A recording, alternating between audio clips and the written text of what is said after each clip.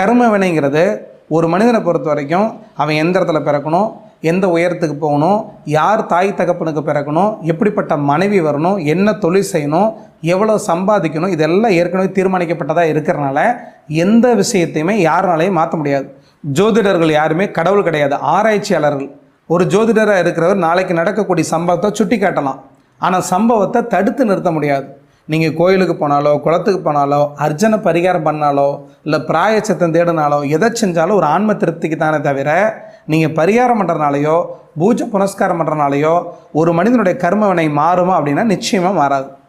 தவம், யோகம், தியானம் இப்படி தன்னையே மறந்து, தன்னிலை மறந்து ஒவ்வொரு கணமும் விழிப்புணர்வோடு யார் வாழ்ந்துட்டுருக்காங்களோ அவங்களுக்கு கர்ம வினைங்கிறது பேசாது. ஏன்னா அவங்க ஒரு செயல் செஞ்சால் செயலுக்கான விளைவை எதிர்பார்க்க மாட்டாங்க.